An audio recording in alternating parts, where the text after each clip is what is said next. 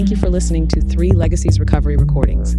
If you enjoy our program, please be sure to like and subscribe to the channel, and don't forget to share with a friend.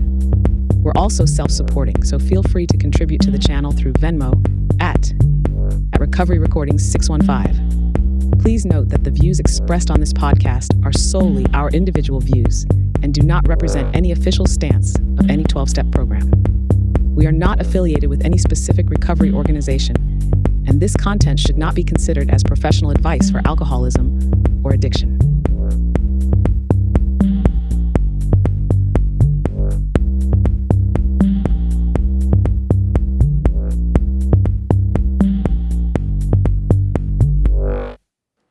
Hello everyone, thanks for listening. This is Paul, I'm an alcoholic. Today's date is Tuesday, January 7th, 2025. This is episode 4, and I've really enjoyed doing this. It's been a brand new experience all around. I loved all the feedback that we've had from the listeners and all the comments. If you could, feel free to give us comments on the YouTube links, or we have a email address. It's recoveryrecording615@yahoo.com.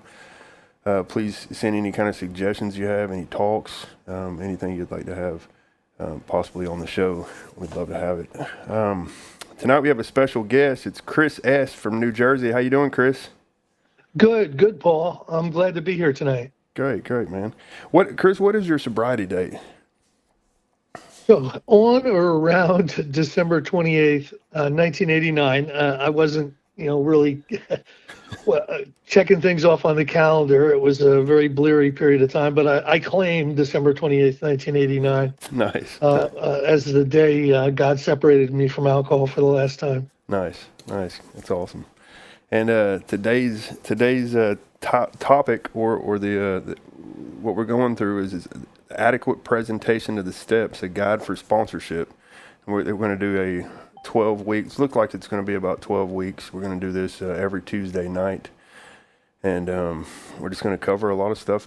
Go through the big book and try to help people with sponsorship through the big book, Alcoholics Anonymous. And I had Chris. We've never met in person. I've spoke to you a handful of times over the phone. I'd got your number through Bill S. from, I think he's actually from Greenville, Tennessee. He's one of your sponsors. Sure. Yeah, I'd met Bill a couple years back at the Appalachian Regional Roundup. And whenever I had this idea of this podcast, I ended up reaching out to Bill to see if he'd want to do some episodes. And he ended up suggesting you as well. And here we are, man. Yeah. I'm glad he recommended me. So, you and I had talked, and really what I think we both kind of came up with was there's a lot of big book workshops out there. There's not a lot of big book workshops out there that come from the point of view of carrying the message to the alcoholic, presenting the 12 steps to your new sponsee, your new protege, whatever term you want to use. And you and I kind of thought that it would be a good idea to approach it in that manner. So absolutely. I'm really happy to have that opportunity Absolutely. today. Me too. I appreciate you, man. It's going to be, I'm super excited about this whole thing. It's funny because I was just talking to, right before me and you had the conversation about this, I had a sponsee, I try to work with, some newer guys, and I have one guy that's starting to be a sponsor, and he actually brought up that something like this would be cool, and then all of a sudden this came about, and it's like, wow, okay, great. And I think so. A lot of times people will listen to big book workshops to gain some knowledge for themselves, to improve their own recovery experience. And that's fine. That's really good. But what our job is in Alcoholics Anonymous is to pass that on. Man. That's an incredibly important piece of, I believe, anyone's recovery from alcoholism. If you're using the 12-step model, we're supposed to awaken our spirit through the spiritual principles and practices and exercises of the 12 steps. and then be of service, be a conduit for that experience to other people. Amen. And Bill kind of gave us that those marching orders back when the book Alcoholics Anonymous was put together. Mm. And I'm going to get started here Okay. a little bit on step one. How do I approach a newcomer now? Now today's a lot different than when the book Alcoholics Anonymous was written. You got to understand. I'm 68 years old. Mm. My grandfather was the same generation as Bill and Bob. Yeah. You know what I mean? Yeah. I mean, this wasn't the great generation. This was the generation before that. This is the World War One generation. Wow. So there's a lot of things that are different about Alcoholics Anonymous today, and than it was when this book was written. To put it in context, Alcoholics Anonymous hadn't even been named really. It kind of got named from this book. During the period of time this book was written, there were a group of drunks in New York and a group of drunks in Akron who had found a spiritual solution to their alcoholism, to enable them to separate from alcohol and put their lives into good order. Mm. And they found that through the Oxford group.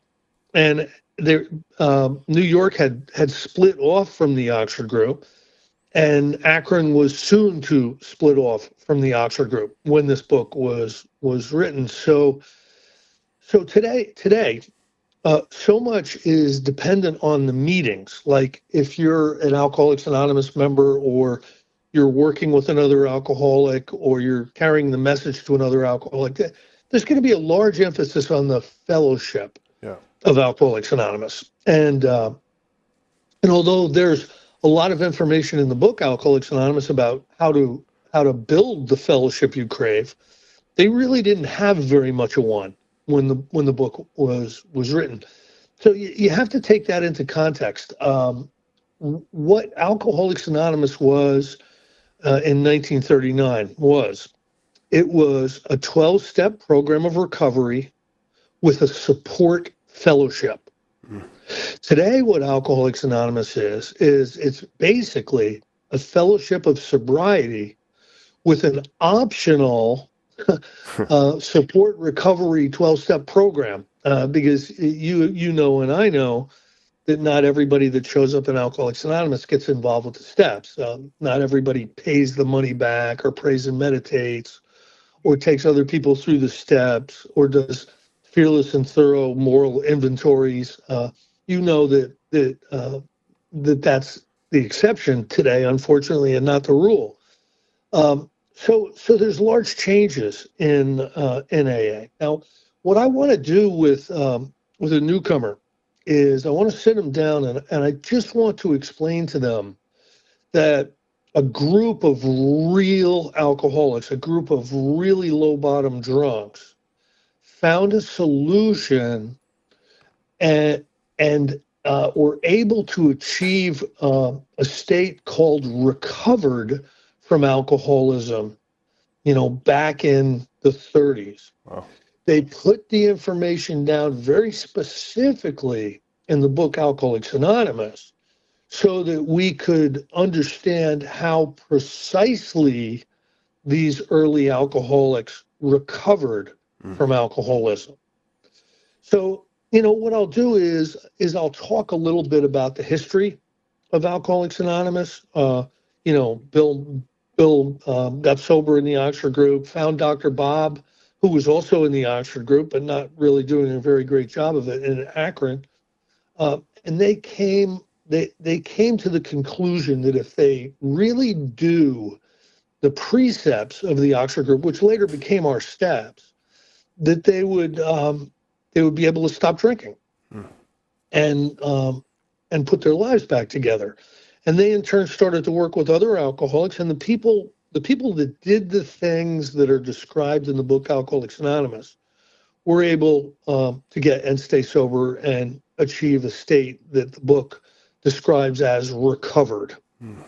So So I explain that because I want them to know where I'm coming from. I want them to know that I'm part of a society with 2 million plus sober drinkers, alcoholics, and that this is something that works Yeah. really well. And I'll also explain to them that there's not a town with over 5,000 people in it today in the English-speaking world that doesn't have an AA meeting in it. You know, Yeah. this is really spread to the point where it's undeniable that this thing called Alcoholics Anonymous works. Yeah. And I want them to know a little bit about Alcoholics Anonymous. Now, if I'm meeting with them the first time, it's going to really depend on what that context is. Are they asking me to work with them in an AA meeting? Is someone recommending that I talk to them about their drinking from the outside? Mm. It's gonna depend on a number of things. There's really no cookie cutter approach for that first meeting that you're going to have with the alcoholic. I like that. Yeah. I like that. You pretty much gain experience doing this by doing it. Yeah. Yeah. And you'll be able to understand how better to handle it. Now there's a chapter working with others that's pretty clear on how to approach the new man, who really doesn't understand anything about Alcoholics Anonymous. This would be the 12-step call, or this would be a family member calling you up and asking you to help their loved one, have a talk with their loved one. Mm. And in it basically explains, talk about your drinking. Talk about your drinking in a very explicit way. And that's really one of the first things that I'm going to do with an alcoholic, because what I want to do is I want to get them to the conclusion that needs to be come to in step one. Here's what I believe about step one and about sponsorship in step one. I believe that if the person becomes convinced of step one in all of its capacity, all of its intricacies, it's going to make it so much easier to work with that person. It's going to provide a motivation for that person to do the recovery work that's going to be necessary. Amen. And the first thing I have to do is get them to trust me, get them to believe that I understand what the drinking experience, what the out of control drinking experience is really like. I'm sure you've done that with some people, right, Paul? Absolutely. Yeah. Absolutely. Yeah. It's vital. Like, it's they're not going to really listen that much. In my experience, it's one thing to go and talk to them a little bit about certain experiences, but whenever they realize, like, man, this guy, he gets me, he shared some stuff with me, that I can completely relate to, identify with, that identification is key, right? And I think that's like, if you look at the forward to the second edition, whenever, what was it, Bob had been trying to work with the Oxford group, had been working with the Oxford group for a couple of years and wasn't able to, I think it was a couple of years, but hadn't maintained any kind of real sobriety, so wasn't able to sustain it. And then when him and Bill met, there was something magic happened that night. It was like finally he met someone that got him, that understood him, and it changed, right? Yeah, I mean when I first got a sponsor, some of the most important things he shared with me was his experiences, his drinking, and he also had a drug problem, his drug experiences, and I started to believe that there were similarities. Deep similarities in our experience. Yeah. He also couldn't stop drinking until he showed up in Alcoholics Anonymous. He also crashed a bunch of cars. He also did incredibly tragic, stupid, embarrassing things when he was drinking. Yeah. So I started to trust him. I started to trust him on that level. Yeah. And I think trust is something that we need to take as much time as we need to. When we're working with somebody to get them to trust us, and then we need to start explaining the first step to them. Now, if we're lucky, they will share some of their own experiences. They'll say, "Oh yeah, that happens to me too." Yeah. I've been trying to get this thing under control forever. I seem to just get out of hand, and I don't mean to. And they'll start sharing stuff like that. That's when I start to talk about the conclusions that the early alcoholics uh, that formed Alcoholics Anonymous came to, and they came to it in a number of different ways. So what I like to do is I like to explain some of this stuff in the doctor's opinion. That's one of the first places that I will want to go if I'm working with somebody, and I'll explain it like this. Dr. Silkworth ran, the clinical department for a hospital in New York City that treated 20,000, 30,000 alcoholics. A guy named Charlie Towns started this hospital for drug addiction and alcoholism in New York City, and Dr. Silkworth was his clinical director. Basically, he was a psychiatrist in charge. Yeah. And and this individual probably has more experience working with alcoholics than any of us ever will have. It was his main job. Yeah. And he would classify people that he worked with. Can maybe get sober, probably won't get sober, and hopeless. Yeah.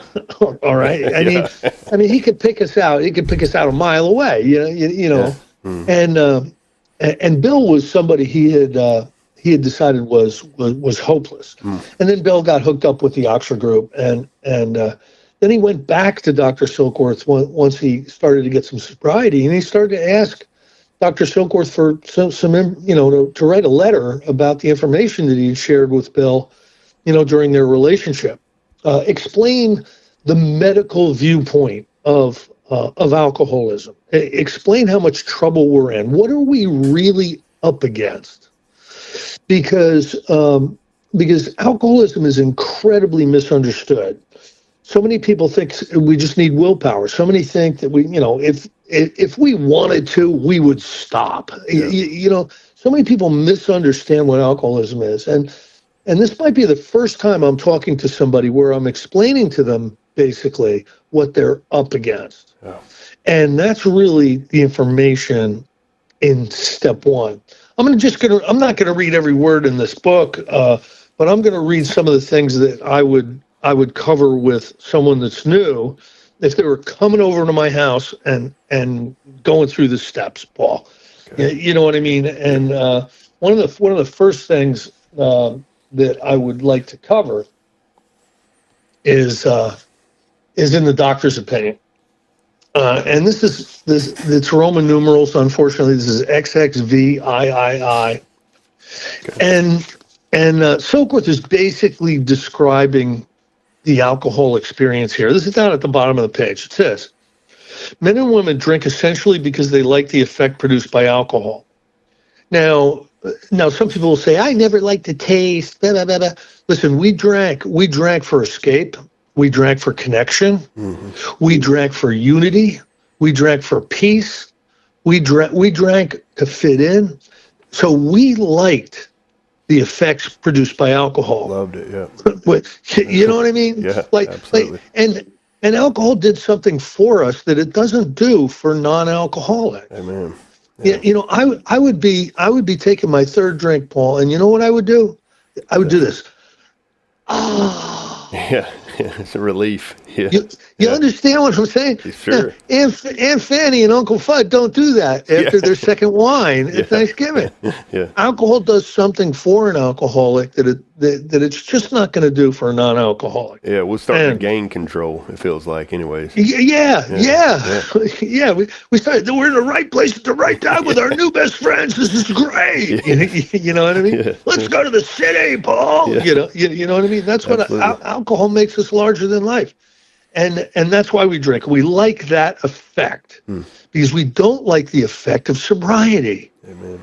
Because sobriety is an overwhelming self-consciousness to the alcoholic. It's just we're worried about everything. We're mad about everything. We have anxiety about everything. We're ashamed of everything. We have, you know what I mean? And Absolutely. so Yep. so you take a couple of drinks, and I don't care about any of that. So we like the effect produced by alcohol, and I'll get the person to admit that. The sensation is so elusive that while we admit it is injurious, we cannot, after a time, differentiate the truth from the false. What does that mean? Well, we're slowly destroying our life an inch and a minute at a time with this alcoholism. Our quality of life is deteriorating, and we're not attaching alcohol to that. We're attaching bad breaks and misunderstandings. Yeah. Alcoholism does not allow you the dignity of an accurate self-appraisal to really see what's going on. Sure. That's why we have to help the newcomers understand what alcoholism is. They're not going to know. You know what I mean? Yeah, I drink too much and I've got 4 DUIs. That's not alcoholism. Absolutely. Let me explain what alcoholism is, right? Yeah. Those are the consequences of putting too much alcohol in your body. Non-alcoholics can get 4 DUIs. Yeah. Non-alcoholics can come to in Topeka with 1 shoe. Yeah. You know what I mean? Let me explain what alcoholism is. Let me explain what alcoholism is. So it says here, to them, their alcoholic life seems the only normal one. And it did for me. Seems the normal one. Yeah. Yeah, I mean, didn't you hang out with other drinkers when you were drinking? Absolutely. You weren't drinking at the church charity drive. You know what I mean? Yeah. like, yeah, I drink. Everybody drinks. It seems like it's the only normal one. Yeah. And then it says, we are restless, irritable, and discontented unless we can get that sense of ease and comfort, which comes at once by taking a few drinks. Drinks we see other people taking all the time, and they don't get in trouble. Yeah. Right? Sure. Absolutely. So what the heck? I'm not gonna get drunk tonight, or I'm only gonna drink beer, or I promise I won't get out of control. And we try to manage this thing. And it doesn't seem like we ever do a good job. And he's going to explain why. It says after they have succumbed to the desire again, as many do, and the phenomenon of craving develops, they pass through the well-known stages of a spree, emerging remorseful with a firm resolution not to drink again. So what he's saying here is the phenomenon of craving. And this is the way I'll describe it to a new person. Have you ever started to drink and you were only going to have a few and you end up closing the bar? Sure, absolutely. Did you plan on getting tongue-chewing, knee-walking, drunker than Hogan's goat, at your sister's wedding? Did you plan that? No. So how the doctor describes it is he describes it as an allergy to alcohol. He describes it as a phenomenon of craving. And I explain it to the new person like this. The first drink always asked for the second drink. The second drink insisted on the third. The third demanded the fourth. And I want the 15th drink more than I wanted the 14th drink, because that's the phenomenon of craving that happens within me. Nice, yeah. If alcohol is available and continues to be available, I will continue to drink it as long as I am conscious. Every time, pretty much. Right. That is an alcoholic tendency. That is one of the things that we admit to in step 1, that we have this craving. Listen, if you didn't have the craving, the next time you want to drink, why don't you just have 1 or 2? Sure, yeah. Yeah. I know a lot of people that come home from work every day and have 1 or 2. Why don't you do that? Yeah. What's wrong? Yeah. Well, you may have the phenomenon of craving, and you may get drunk every night. Yeah. That's an aspect of alcoholism. And I'm trying to get the person to admit as much of this stuff as I can. Understand that, the alcoholic is usually a very sick person, caught up in a lot of delusion, and has been telling themselves lies for years about their drinking and about the problems that they're involved with. Yeah, it's funny. And the consequences of alcohol. And it's in my experience too, like, even with my personal experience and also with guys that I've worked with over the years, is that I can sit here and agree that every bit of this has happened, and then 30 seconds later completely forget about it. Yeah. It's like, Yeah. So there's a delusion that, listen, when step 2 says restored to sanity, they're not kidding. yeah, We have an insanity that we suffer from that relates to our alcoholism. That doesn't mean we can't make a living. It doesn't mean that we're not really smart. yeah, Doesn't mean that we're not lawyers or college professors. It means that where alcohol is concerned, we're strangely insane. amen. And one of the things that you try to do with a new alcoholic is you try to convince them of this. Yeah, Now, I've covered the craving, physical, the phenomenon of craving, the allergy to alcohol, and that's being described by a doctor. Okay, and he's seen it all. He understands that once a characteristic like that has embedded itself within someone, total abstinence is the only thing that he can recommend. Yeah. Because if you have the phenomenon of craving and you're going to get passed out drunk, well, why in the world are you drinking? You know what I mean? So that's going to happen every time. I mean, come on, that's a problem. That cuts down on dating and the PTA and a lot of things that you might want to do in your life. Working. So that's how I'll cover.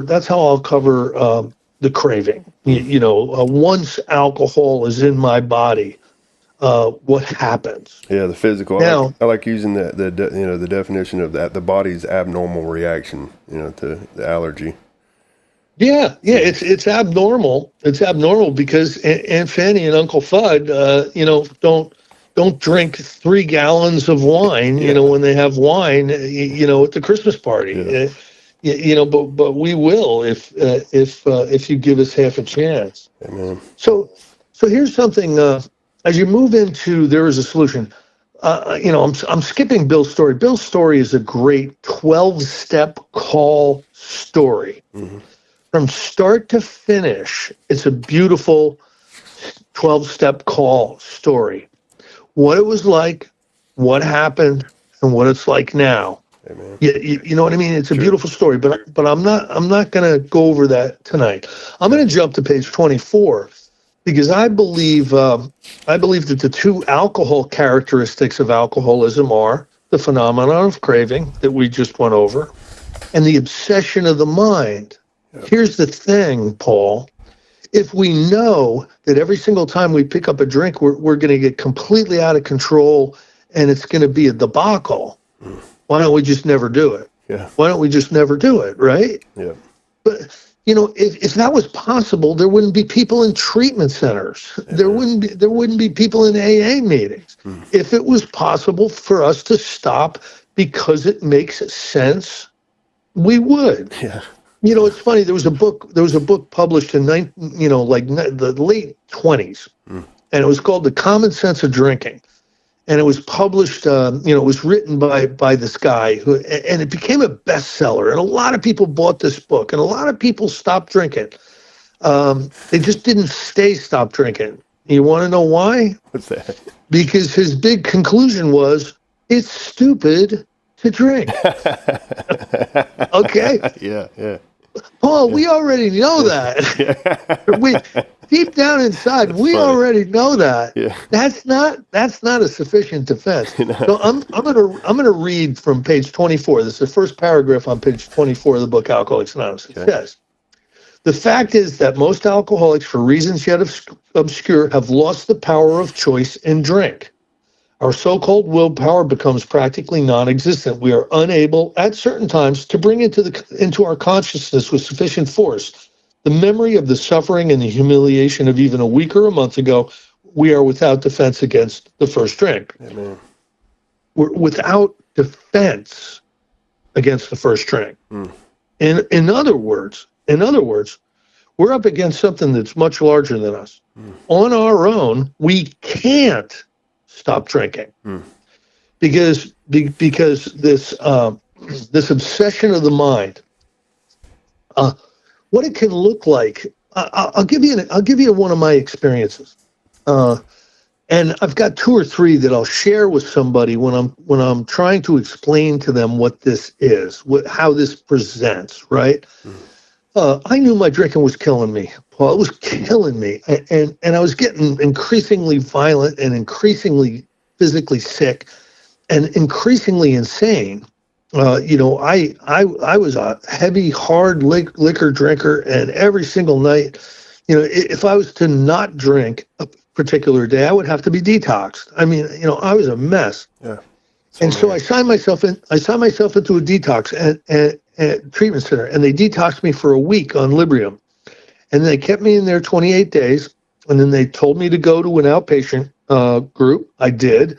They told me to go to some AA meetings. I did. And I was convinced that I had been treated for alcoholism. Yeah. That's what I thought. I went to a treatment center, right? Yeah. And I told everybody I quit drinking. And listen, they're recommending this outpatient. They're recommending the AA. So I'm going to do it. I don't want to drink again. And on the way to an AA meeting, the thought crossed my mind that, it's been almost 90 days since I've been drunk. I don't even really remember what it's like to be drunk. And you know what I should do? I should buy a gallon of vodka and drink it so that it completely reminds me of how terrible it is to be drunk. I will jump back into this thing called Alcoholics Anonymous. I'll start raising my hand. I might even get a sponsor. Yeah. I might start doing what they're telling me to do. This makes a lot of sense. So what I did was I bought a gallon of vodka and started drinking it to improve my sobriety. That's funny. That's great. That sounds about right. I get it. Yeah. Now, only an alcoholic would understand that. Amen. Because, it's not like, it would be like if you had an allergy to poison ivy and you just went in the backyard and rolled around in it over and over again. Yeah. You know what I mean? It's insane. Yep. So that's insanity. It's plain insanity that I went to the liquor store and I bought a gallon of vodka and I started drinking. It's plain insanity. And I started when I came out of that experience, Paul. When I came out of that experience, it was, oh my God, like 6 months, 7 months later, when the smoke cleared from that, I was scared, man. If I personally signed myself into a rehab to stop drinking, and I personally went to AA, and I personally went to outpatient, and I personally did not ever want to drink again, ever, and I drank, I'm in trouble. Yeah. And so I explain this to people that how much power is powerless. Yeah. We're admitting to powerlessness, right? Mm-hmm. How much power is powerless? It's right up there with not a hell of a lot. Yeah. You know what I mean? Yeah. Absolutely. If we're powerless over alcohol, we cannot stop alcohol from going into our body on our own. We can't. Without a spiritual experience, we can't. And so we might as well get the coffin, or try to get some life insurance if it's possible, or whatever, because we're going to drink ourselves to death. There's nothing else, right? Yep. That's how much trouble we're in on our own. Yep. Now it's really sometimes it's an easy lift to explain to somebody the phenomenon of craving, because it's shown to them 15 ways from Sunday. But a lot of times when you're explaining the obsession of the mind, people will say, well, I know I've tried to quit drinking 13, 14, 15 times, but this time I really mean it. I feel it in my heart that this time I'll be able to do it. And a lot of times you're going to run into that with people, and you're going to have to let them go off and get drunk again. Yeah. You know what I mean? Yeah. All this AA stuff, you might work for you, but I don't really think it's going to work for me. I'll be okay. You're going to have to let them get drunk again. Yeah. You know what I mean? Absolutely. For the full concession to their innermost self that they're alcoholic, they have to believe they can't prevent their own relapse. Oh, You know what I mean? sure, yeah, And and if you that takes can get time somebody sometimes. that, Yeah, I mean that sometimes that's time consuming, or I mean, man, I tell you, that took me some time to actually understand that. There was still a side of me that would be like, well, sometimes I would do this, or sometimes it was like this. And I tell you, one of the reasons is because I'd like, eventually built a life around like just people. I'd stop being around my family because I knew they didn't accept it. I got my girlfriend or my wife at the time was drank just as much as me. I'd have jobs that would let me like show up half the time or whatever it was. So like I'd built this life around that lifestyle to where it was just like I just always wanted to drink is what I would tell myself. I just wanted to drink. I never really had a reason to quit, and it was just purely insane, right? yeah, this is from page 35. It says, what sort of thinking dominates an alcoholic who repeats time after time the desperate experiment of the first drink? Yeah. Friends who have reasons with him after a spree, which has brought him to the point of divorce or bankruptcy, are mystified when he walks directly into a saloon. Yeah. Why does he? Of what is he thinking? Mm. And then there's four examples. There's four examples of people who thought on their own power they could separate from alcohol. Yeah. There's there's the jaywalker, there's Jim, there's Fred, there's the man of 30. And if I think I need to read those stories to somebody to fully convince them that they're in real trouble with alcohol, I will. I'll use those stories. They're great stories. Yep. Each one of these individuals are people who had been exposed to some type of recovery program and figured they really didn't need it, that they could use their willpower and the determination to stay away from alcohol, and found they couldn't. So those are the two pieces that I share about the alcohol part of step one. But then there's a dash. Yeah. Okay, there's a dash that our lives had become unmanageable. Yeah. And what I'll do is I'm not going to pick the places out in the book, but all this comes from different parts of the book, right? Mm. What is unmanageability? Now, please understand that we have to admit that our lives are unmanageable. Notice that it doesn't say they're difficult to manage. Yeah. It says they're unmanageable, Yeah. which is a completely different thing. Mm. So what do they mean? Well, if you're an alcoholic, your life has been getting worse and worse and worse over the course of time. Alcoholism gets worse; it never gets better. Mm. And the consequences have probably been getting worse. But your emotional and spiritual state have really gotten bad. Yeah. On a good day, you're restless, you're irritable, and you're discontented. Mm. On a normal day, you're filled with fear and anxiety and resentment and shame and guilt and remorse. Yeah. On a bad day, there's information in this book that talks about being pitifully and incomprehensibly demoralized. Mm. The hideous four horsemen: terror, frustration, bewilderment, despair. Like if you're detoxing, the four horsemen are galloping around your bed. Mm-hmm. So those are all emotional states. Remember I mentioned earlier that we have a very deep experience of self-consciousness. I loved how you said that. Yeah. So Bill is very, very clear in this book that what we treat is that self-consciousness, because that self-consciousness is so difficult to live with that we need anesthesia, and the obsession of the mind takes over, and we take our anesthesia, and that's what happens.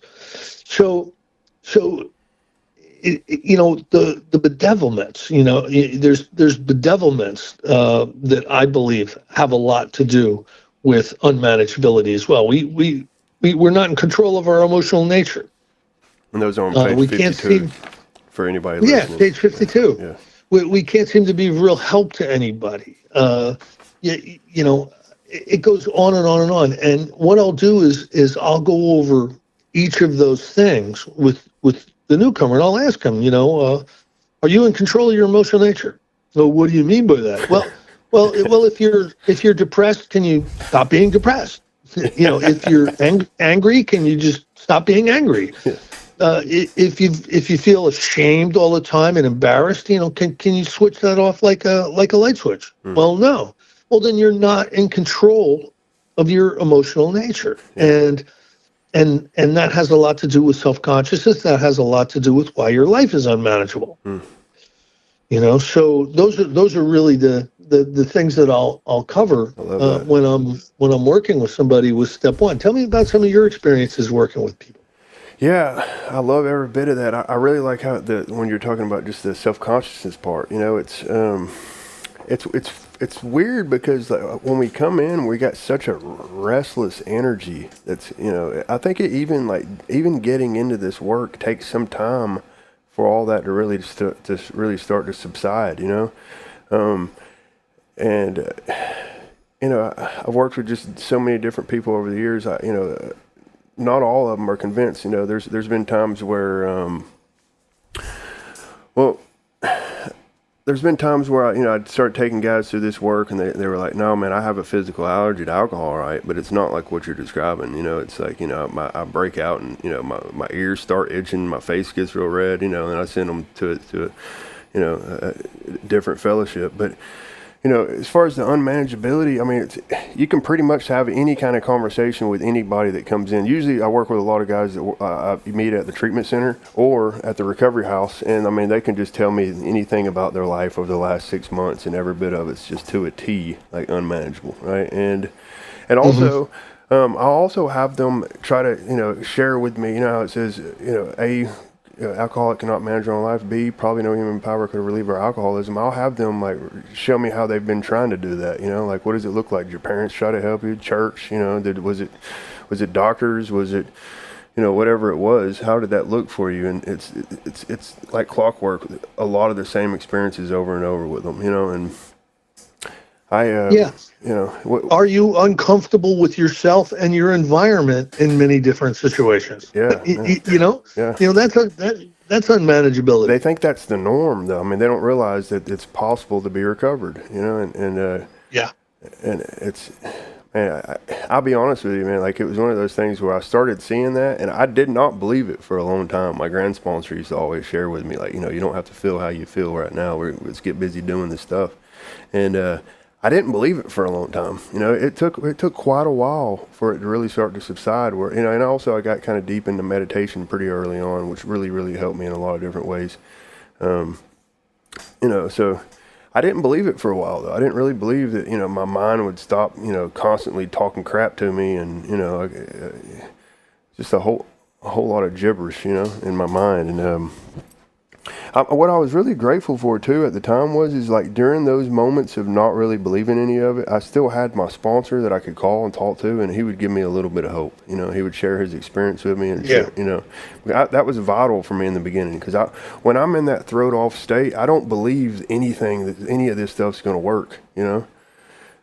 Was that what your experience was when you first came in? Yeah, what's coming into my mind with what you're talking about is sometimes we got to wrap the people up a little bit. Yeah.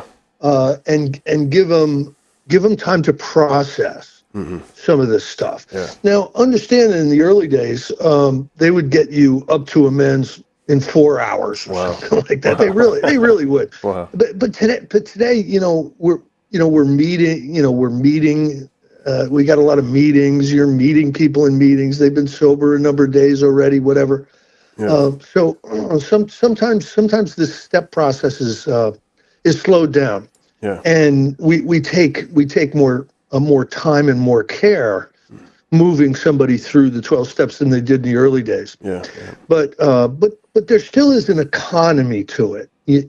There should be an economy to the spiritual world. It should not be complicated. It should be direct. And in step one, I am very, very direct with people. And that doesn't necessarily mean that they're going to agree to work with me right away. Yeah. A lot of times when I've covered step one with somebody, they're still unconvinced. They have to continue drinking for a while, Yeah. but I've haunted them. I've haunted them Yeah. about what is really going on. Yeah. They're not going to be able to forget what I explained to them, and it's going to make more and more sense. Yeah. And it's going to become more and more true. Bill talks about that in the 12 and 12 too, you know. Yeah. Yeah. In step one and the 12 Yeah, and 12. you know, I'm gonna read one line, and then I'm from the 12 and 12, and I'm gonna stop tonight because I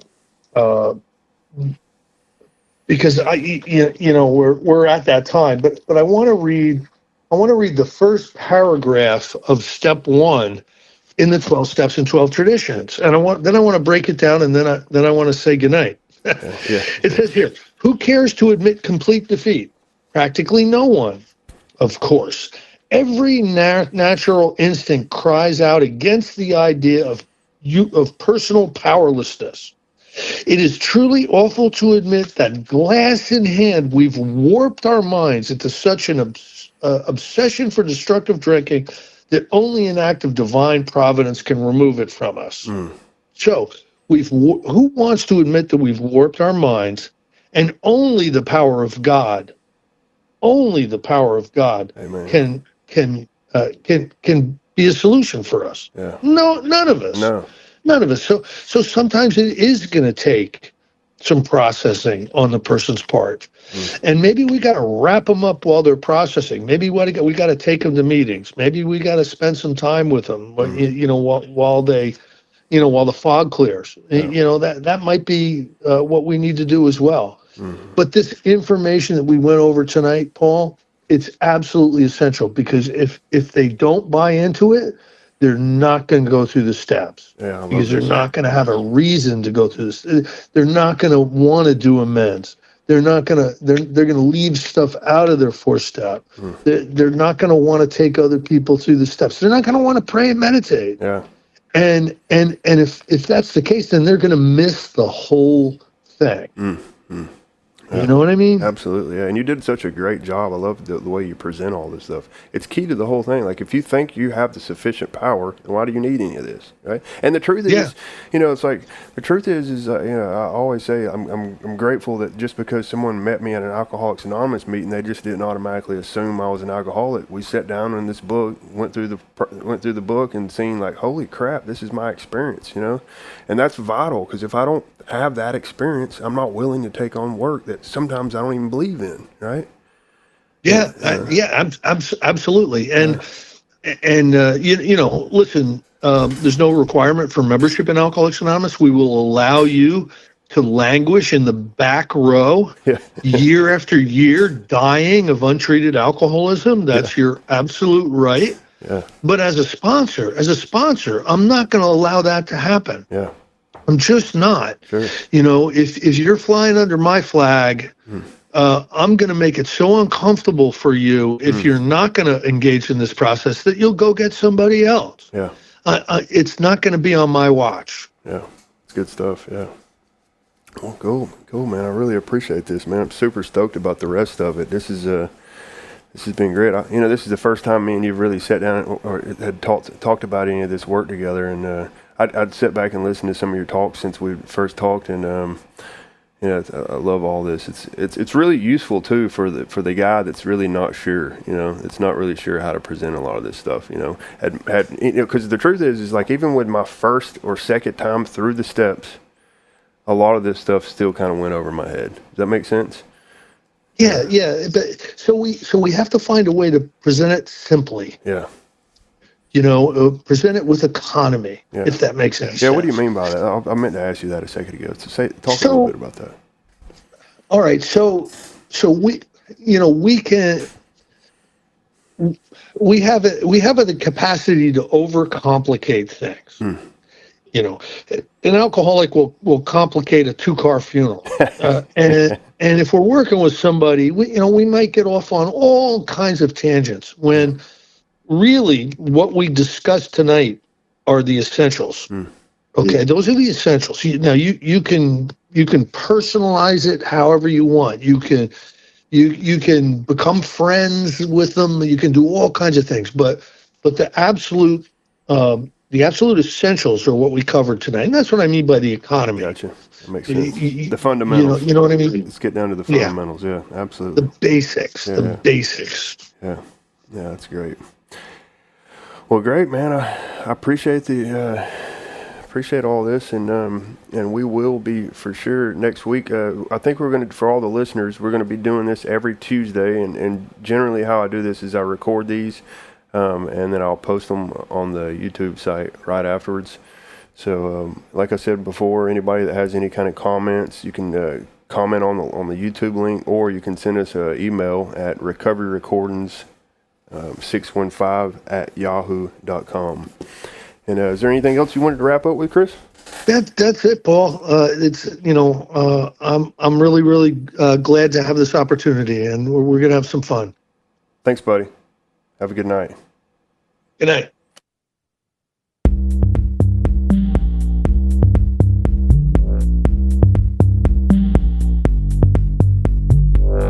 Hello. Thank you for listening to 3 Legacies Recovery Recordings. If you enjoy our program, please be sure to like and subscribe to the channel, and don't forget to share with a friend. We're also self-supporting, so feel free to contribute to the channel through Venmo at Recovery Recordings 615. Please note that the views expressed on this podcast are solely our individual views and do not represent any official stance of any 12-step program. We are not affiliated with any specific recovery organization, and this content should not be considered as professional advice for alcoholism or addiction.